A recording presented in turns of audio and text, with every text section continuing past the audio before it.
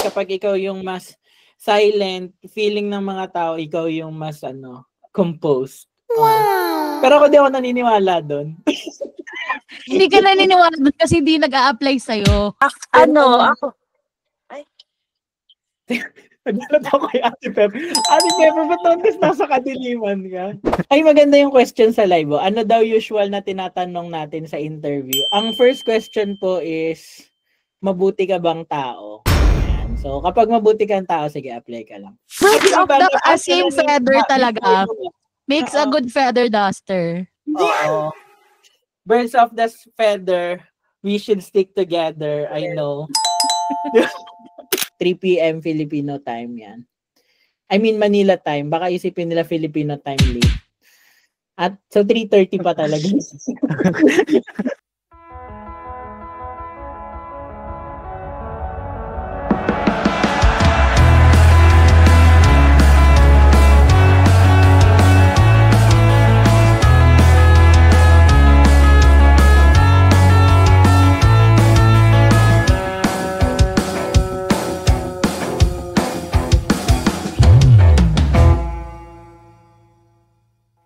Okay, habang hinahanap ni Earl yung task card, sinabihan kong lola si George kasi ang tawag niya kay Aileen ay Aileen. Sabi ko, lola ka na?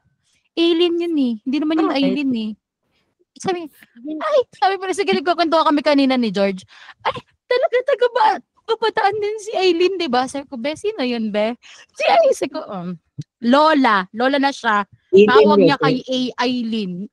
Sabi ko, lola ka na, be? Bayan talaga. Georgina. Okay lang yan. Aileen. Matigas-tigas pa, no? Oo, Aileen. Sabi ko, sino yun, B? Sino yun, B? Di ko kilala yung kami nagsabi mo, B. Oo. Wrong company. Sabi ko, wala lang. Feeling ko masayang tarantahin si George. Yung iba panic monster mo lang siya. Ala, ganun. Alright, let's start. So, ako po muna ang re-relievo kay RJ. So, si RJ na next week. RJ, may utang ka sa amin, RJ. Matatapos natin hanggang 2 p.m. guys. So, kaya yan, go. Kasi chapters 4 to 6 na to ng 48 Laws of Power. So, yung law 4 is always say less than necessary. So, ito yung mga, kumbaga parang summary na niya. So, project control, always use lang measured words, signal power, and self-mastery. Kaya daw yung yung konti lang mag-talk ang Naka-share ba yung screen ko or hindi? Naka-share. Okay, may nag-pop kasi na mag-mirror daw. So, measured words lang daw. Kaya 'di ba usually yung mga manager, yung mga top management, konti lang sila magsalita. Feeling ko sa VC lang madaldal yung management. Feeling sa totoo lang. Feeling ko hindi ako yan. Konti lang yung salita. Hindi si John Ray yan. Hindi ako yan. Next law. So, pero yan, di ba, the less you say, the less mistakes din. So, prevent mistakes, force revelation. Ayun yung minsan napapareveal ka ng mga things. Naalala ko meron rin tayo mga before na secret lang muna. Pero dahil nga madadaldal tayo, walang nagiging secret. Walang nagiging secret sa pamilyang to. Kaya ang ginawa na lang natin, ang na lang natin, core value na lang natin, transparency. Kasi hindi natin kaya mag-keep ng secret. True. Ginawa na lang natin core value yung transparency. Na lang yung core value. Hindi tayo mag-secret eh. Masyado kasi tayong chismosa. At sa prison. It creates mystery and I think kasi maliban dun sa it creates mystery, nakakatulong kasi daw yung pagiging less talk na natutulungan mo rin yung sarili mo mag-attract ng attention. As attention horse. Yeah. Bakit naman attention kabayo? Ewan ko, sa anime, di ba laging ganun? Yung poging character, dapat hindi madaldal. Kailangan paano siya magkakaharem? Requirement kasi yun, kuya. Paano siya magkakaharem, di ba? Nalala ko meron dun sa isang na mas gwapo naman daw si Naruto kaysa kay Sasuke. Pero dahil mas mysterious si Sasuke, siya yung mas siya yung mas maraming chicks. Kuya Erlin, di ako agree dun sa opinion na yun. Sasuke pa rin. Mas pogi si Sasuke para Kahit sa'yo. madaldal si Sasuke, kahit mag-flip top siya, Sasuke pa rin, ganun. Kahit sa yung, hindi naalala nyo, may isang episode dun sa yung parang may fake na Sasuke ba yun? Hindi ko alam kung filler episode yun eh. Basta may episode na makulit si Sasuke, tas hindi na siya crush nila Sakura. Hanapin nyo yun. May ganong episode. Parang, hindi ko alam kung nakadrugs ba siya or Yun, something. naalala ko Grabe yun. naman yung nakadrugs Parang ka agad. Merong nag-copy kay Sasuke. Basta ganun. Pero iba yung personality, di ba? Hindi na siya mysterious. So, hindi na siya crush nila Ino, nila Sakura. Yan. Unpopular opinion, pogi po si Rock Lee, tsaka si Gaara. Parang hindi pogi si Rock Lee pa din. No, hear me out. Hindi Hear me light up. out. Hear me out. Buhok lang yun. Bowl cut lang siya. At saka so exaggerated feeling mo- lang. Tsaka siguro siya sa pagmamahal. Oo, hindi Pero pa matalim. hindi pa nagbo-bloom si Rock Lee. Tsaka si Gaara, pogi din si Gaara. Unpopular opinion. Di ba? Naging anime forum pa nga bigla. Sorry, di kasi ako nagkikay-drama eh. So, sa anime lang makaka-relate sa inyo. So, ito yung power of strategic silence.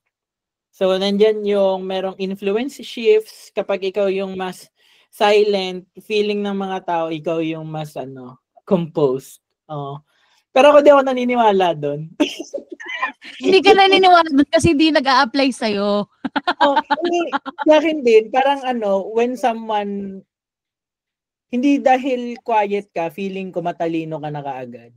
Feeling ko yung Malay matalino mo, bad yung breath ka quiet, lang, kaya di ka pero nagtutalk, pag di ba? nagsalita, may laman yung sinasabi. True. Yun, maniniwala ako doon. Yun, talaga yun. Parang strategic silence siya for me. Kumbaga, yung Na- may substance yung Pag sinasabi. nagsasalita siya, pag nag-partake. Pero meron rin kasing quiet kasi wala silang ma-partake. Hindi Kaya nga, ako bad breath nagsasalita. sila. Di pa sila nagtutoothbrush. Ganun. Bad Diba quiet ka lang? Ganun. Yan. Tapos, Ganon. dito na, hindi ko pa siya super napapractice yung conversational poses. Pero, natutunan ko to na to avoid daw yung mga stutter, tsaka yung mga ganun, yung mga fillers when you're doing public speaking or presentation. So, mangka-help daw yung strategic poses, yung alam mo kung kailan ka talaga titigil dun sa mga sinasabi mo. Para may time ka rin to process your thoughts, ganyan. Mm-mm. Ang example ko dito, tago na lang natin sa pangalang Earl Jones Saldaheno. Di ba nauuna yung thoughts niya kaysa dun sa sinasabi? Kaya minsan nabubuhol-buhol na yung sinasabi ni Edge. Kasi ang bilis ng thoughts ni Edge. Tare, flip topper. Oo. Kasi dati talaga, nung past life niya, siya si Eminem. Buhay pa si Eminem, be. So, hindi siya si bago siya Eminem. nagulo. Kasi kuya pwede naman Francis M. Actually, naisip ko si Alexander Hamilton. Alexander Ham. Pero kasi kuya, hindi talaga rapper si Alexander Hamilton. Sinadya lang for the play, pero hindi. So, ang rapper talaga ay si Lin-Manuel. Nakita niyo na ba si Lin-Manuel Mendoza?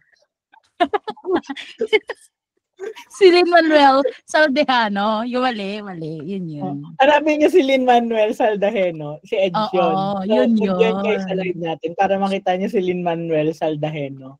Pero si Lin-Manuel Mendoza, hindi ko alam kung yun lang yung tawag sa kanya sa TikTok. Pero siya, hindi ko alam kung nagtitito, happy birthday naman sa inyo. Kung nagtititer talaga siya or fan lang talaga siya ng mga play. Pero ang galing niya mang-imitate kay Lin-Manuel Miranda. Nakakatawa. Parang di ba ang OA na ni Lin-Manuel Miranda? Para mas OA pa siya na version. Ayun, yung strategic brevity naman is, ako naniniwala ko dito na yung mga short meetings, minsan mas powerful pa kaysa sa mas mahaba. Parang pag alam mo kasi na concise lang na limited lang yung time, parang doon ka rin mas maraming nasasabi. I wanna hear your thoughts about strategic silence. Yan. So, gusto ko malaman ang unang gustong tanungin, si Ja. Kasi si Ja, manipulative. Birds of the same feather talaga. Makes a good feather duster. Oo. Birds of the feather we should stick together. I know. Si Jack kasi nabasa niya na yung 48 Laws of Power. So gusto ko malaman yung as in yung buong book multiple times. So gusto ko malaman yung thoughts ni Jack as someone na pinapractice na talaga to sa araw-araw na pambubudol ng tambayan ng Pilipino at mga afam. Sige, Jack. Yung 4 lang. Yung 4 lang ah. Yung sa 4 lang, yung sa 4 lang. Sa akin kasi actually, sa lahat ng mga binasa ko, isa siya sa mga nagustuhan ko. Kasi kung tignan mo rin yung book, yung pages ng Law 4, isa sa mga pinakamaiksi din yun. So kung pansinin nyo, literal, less din yung sinabi nila. Tapos, sa Law 4 kasi, applicable siya in some certain things, like sa sales, nagagamit siya. Transparent tayo, but I think kung nakita niyo yung isang chat ni Ate Elay sa akin, when it comes to sa sales, 'di ba, hourly rate natin, pero hindi natin siya nilalagay sa sa mismong proposal. Kasi the less we say, tapos kunyari maghahagil sila, si Ate Eloy, pumapayag naman. Minsan nga, 'di ba, mas less, pero hindi natin sinasabi 'yun unless they ask for it. So it works for in some certain cases. Then it works din kasi may saying kasi 'di ba na parang let your work speak for itself. Mm-hmm. So dito siya applicable na hindi mo naman kasi kailangan laging na uy, ako gumawa nito, sa akin nang galing yung idea na to. Kasi let's be real, may mga taong credit grabber. Tapos pag sila na yung hinot seat mo, hindi na nila alam. Speaking from trauma. Trauma highlight. Hindi naman siya trauma highlight, pero may alam si Jana dyan. I've known people na naapektuhan sa ganyan. Yan. And if you're kasi, yung on a personal level, if yung mga issues in life, kasi minsan, the more issues, mas marami kang kunyari may 2 tao nag-aaway, kung pansinin nyo, yung mas taong chismis na alam mo ba si ganyan, si ganito, usually siya yung mas maraming mali eh. Uy! True. Yes. Ako kasi hindi ako mahilig sa mga office chika kahit before. Alam niyo man, grabe ang chismis pag sa government. Pero hindi talaga ako nagpa-partake kasi hindi ako fan ng pag-uusap ng tao. Mas fan ako ng pag-uusap ng events. Di ba? Ako po, I partake data gathering. Oo, yun. Ayan, yan si Jana, first hand. Na, di ba, pansinin mo, kunyari may taong nagalit, salita siya ng salita, napapansin mo at the end of the day, pag nalumabas na lahat ng issues, that person na maraming kinukwento, sa kanya pala talaga nagiging yung cause of issues. Baka wala kasi siyang kausap sa bahay nila. Oo. Kuya Erla, ka-mute ka, pero feeling ko may sinabi kang important. Ay, hindi, may naka-live kasi ako. Tinitingnan ko lang kung magkakaroon ng traction yung live. Merong mga nagtatanong. Sige, wait, papanoorin ko yung live mo. Ganun din napanoorin yung live, okay lang. Sige, napanoodin natin yan. Ganun siya sa, that's how I see yung Law 4, personally and professionally. Kaya, isa siya sa mga favorite laws ko talaga. Siguro dun sa parts na yun, medyo nag-agree ako. Kasi naniniwala rin ako sa curiosity marketing na the less you say, parang more chances of getting a reaction. Yes. So, more chances of winning. Kasi yun din yung sabi ko kay EJ, okay lang naman na hindi nila nakikita lahat. Or okay lang na hindi nila alam pa lahat. You don't have to give all the information right away. Kasi minsan yun nga yung nagiging point na pwede silang magtanong. Yan. Tapos nag-build kasi siya ng rapport with you and that stakeholder or you or that client na tara mag-usap tayo. Let your work speak for itself. Medyo ko doon, half and half. So, ako I believe na dapat ginagawa mo na maayos yung trabaho mo. You don't have to always announce it. Pero you should also be strategic when it comes to getting spotlighted sa mga ginagawa mo. Not all the time na you have to announce to the world na, gawa ko yan, gano'n.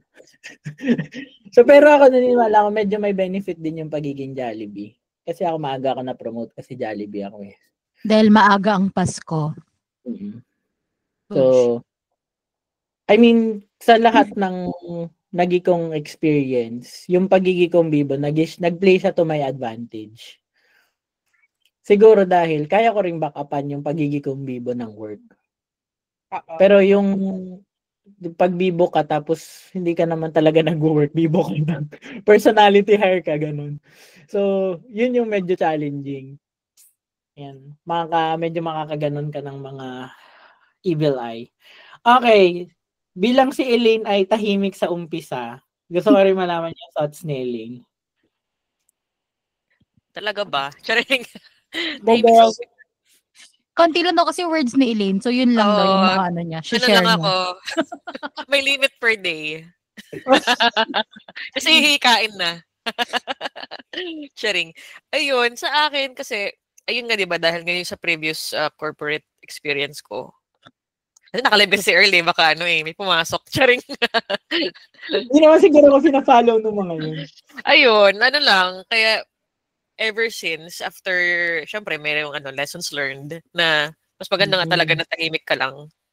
Kasi, may mga tao na, alam mo yun, parang hahanapan ka ng baho para to take you down. Mga ganon. Ewan ko ba, meron talaga na kahit wala ka namang ginagawa masama. You're doing your thing, you're doing your work. Pero meron pala talaga na tao na, masama. Ayaw malamangan, yung ganon. Di ba, may ganon na di mo naman inaano, pero gusto niya siya lagi yung siya lang lagi yung nasa taas. Parang ganon, very Filipino mentality na yung crab mentality. Di ba? Doon ka, ika nga. Doon ka na doon. Ganun, lalo na syempre pag bago ka, di ba? Ganon kasi yung culture sa corporate. Bigyan ng baho. Inututan ni Ate Pepper, bigyan mo daw ng baho. Ututan mo daw sila, Ben. Ututan mo sila, hingahan mo sila, ganun. Ayun lang, yun yung akin. So, focus sa work. Yun yung more on sa akin. Tapos, yung sabi ni Jada na let them see you na, yun nga, na-excel ka pala sa graphics, ganyan. Kaya mo pala mag-video edit, ganyan. Di ba? Yun ay sa akin. Ito, let's go to the practical speech discipline. Ito naman, para siyang things na you can do to apply itong law 4, which is always say less than necessary. So, number 1 is to audit your speech. So, track mo kung nag-overshare ka na ba. Hindi ko sinasabing si Edge to pero alam ko na mention din to sa kanya. Na i-track niya kapag nag-overshare siya. Tama 'di ba Edge sa therapy na sa'yo, na ask sa'yo na mag-track ng pag-overshare. Hindi pa kasi ako nagpapa-therapy at hindi rin ako ma-share talaga na person, guys. I mean yung sa private life, hindi ako masyado ma-share. Unless mag-inquire ka. Hindi naman ako rin matago. Pero hindi ako yung nagvo-volunteer ng information. Kasi galing akong traitors. Galing palang reality show. Practice silence. In your next meeting, commit to speaking 50% less. Ito yung hindi ko talaga makommit. Nung ginawa ko tong slides na to, ito yung parang feeling ko di ko makocommit. Kasi imagine mo dyan na pag di ako magsalita sa management meeting, edi ikaw na lang yun. Dalawa na lang kami ni Ate Eloy. Ikaw na nga lang yun kasi more on nakikinig sa atin si Ninang kakausapin ko na lang yung sarili ko. Sa ka naman, okay naman. Tag 50 na lang kayo. May po ako. Maganda yung kay A. Tag 50 daw tayo, Kuya Earl. So, tingka lang. Hindi tayo ng speech. 25 na lang. Pag kunyari, diba, syempre nagdi-discuss tayo, diba? Tapos may tinanong si Ate Eloy, pa 50% na ako. Mag-stop na ako mag-talk. Sorry ate, naka 50% na ako. Ganon. Si Kuya Earl na. Ganon. Strategy. Tama. Okay, Edge, sige ikaw. Ano yung naisip mo? Yung na-imagine ko po kasi na applicable po dyan is in a position na nagde-delegate ka. Kasi, kunyari, kasi nasa position of power ka, kaya ka nag-speak less. Kasi you anticipate na yung mga people mo is sila yung parang mag-work sila creatively. Sila yung, parang, kasi kung inisip mo na, ginawa mo na, edi ikaw na yung gumawa. parang pinakopya mo na lang sa tao mo. So, hindi nila nagawa yung work talaga nila. So, kapag nandun ka sa position na gusto mong nag-grow yung mga people mo, gusto mo yung mga people mo nag-iisip, kaya kailangan mong hindi ikaw yung nagsasalita. Pero kunyari, nasa same level kayo lahat dun sa meeting nyo. So, dapat lahat kayo may input. Mm. Yun yung yun yung idea ko. Okay. That's a good thing. Kasi naalala ko rin kay Ninang na before, pag sa meeting, mas gusto niya talaga na more on approving na lang siya. Kasi para mas na, yung strategic thinking, mas napapractice ng team members. So, ako, I agree with that. So, maganda siya na analysis ng practicing ng silence. Next is precise responses. Ito, nagagamit ko to sa email creation. Hindi ko alam kung pag minsan, di ba, when you're answering clients, lalo na pag mahaba yung query nila. Tapos, gini-GPT ko talaga pag napapahaba yung reply ko. Tinitingnan ko kung kaya niyang paikliin, mas ayusin yung thoughts. Tapos tinitingnan ko rin kung paano ba to sasabihin ng GPT. Tapos mas naman, minsan okay, minsan naman hindi rin ako agree doon sa result. So anong gagawin ko lang din? I-edit ko lang din. Pero mas nagagawa niyang coherent yung reply. So sa akin helpful yun. Yung sa precise responses. Ito, honest question. Meron ba sa inyo na yung before you talk, ina-analyze mo muna yung sasabihin mo? Parang introspective. Oh, sabi ni Edge, hindi na daw siya yun. Pwede lang ko magtaas na kamay. Pero meron ba hindi ako kasi personally, hindi rin naman ako super maisip. Siguro depende sa kausap ko. Ako. Ay. Naglalot ako kay Ate Pepper. Ate Pepper, ba't nasa kadiliman ka? Feeling ko gusto mag-share ni Ate Pepper. Gusto ko mag-share. Go. Kasi may dalawa lang thoughts na sa isip ko. To answer your question first, siguro depende sa sa kausap. Kapag, kunyari, tayo, ganyan, there's no need to display power. So, sige lang, chika lang, ganyan. Walang filter, ganyan, very transparent.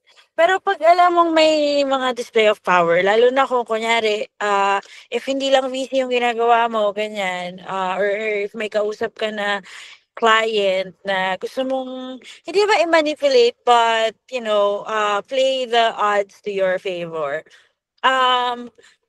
You have to, analyze yung mga isasagot mo. Tapos, yung kanina merong nilagay si Kuya Earl na, think about what you're gonna say first, ganyan. Or yung sharing, pag oversharing, ganyan. Pwedeng i-practice mo. Kung alam mo sa sarili mo na oversharer ka, siguro pwede mo i-practice yung, may natutunan ako before sa isang communications class na kung meron kang points na gustong i-share about, let's say, about yourself, choose top 3 things that you wanna share. And then stop ka doon para 3 points lang. Kasi usually, ang mga tao, 17 seconds or 17 minutes lang yung span of attention nila for a speaker. So, iksian mo lang, sweet and concise. Ganun. Kaya iksian ko lang tong point ko. Sorry, Ate Pepper, may nagtanong kasi doon sa live kung sa tingin ko daw ba mati-take over ng AI yung VA jobs. So sabi ko, abangan nila yung talk ng Mami Negosyo po. Yung Mami Negosyo, may live po kasama ang aming founder na si Eloisa. They're going to talk about AI and systems. Ayan. So, abangan nyo po. That's on Tuesday, June 17, 3 p.m. Filipino time yan. I mean Manila time. Baka isipin nila Filipino time late. At so 3:30 pa talaga. Bakit siniraan mo yung sarili mong How to apply po ayan yung bit.ly. Grabe nakakapagod pala yung pagsagot ni Edge sa ulit-ulit na tanong. No? Ngayon pala na-realize. Edge, hanga ako sa'yo dun sa part na yan. Pero agree ako dun sa sinabi ni Ate Pepper. Imagine nyo, iniisip ko yung reply ko sa kanila habang chine-churn ko yung thoughts ni Ate Pepper. Agree ako dun sa sinabi ni Ate Pepper na when there's no power play or ang kausap mo is a friends, a family, you're just there to talk about things in general, life in general. Hindi mo naman kailangan masyadong i-introspect, i-analyze, i-audit yung kailangan mo sabihin. But when you're discussing things to clients or your boss or your coworkers, wherein hindi lang naman dahil merong power play, pero may more value yung dapat mong sabihin. Kasi it's going to impact the plan, it's going to impact a project or the business or your livelihood in general. Minsan, kailangan mong pag-isipan din talaga yung sasabihin mo. So, naalala ko, there's one time, kausap ko yung boss ko sa part-time. Sabi niya, "Are you okay? Did you hear me?" Tapos sabi ko, yes, I'm just analyzing what I'm going to say first. Kasi inisip ko kung baka mamaya mali yung masabi ko sa kanya eh. Masungit yun. Nagtagalog ako para hindi niya maintindihan kung panoorin niya man to. Ayan, so masungit kasi yun. Kaya sabi ko, kailangan kong pag-isipan muna yung sasabihin ko. Ay, maganda yung question sa live. Ano daw usual na tinatanong natin sa interview? Ang first question po is, mabuti ka bang tao? Ayan. So, kapag mabuti kang tao, sige, apply ka lang. Mamaya po sasagot ulit ng questions, ha? Let's do this. Next week!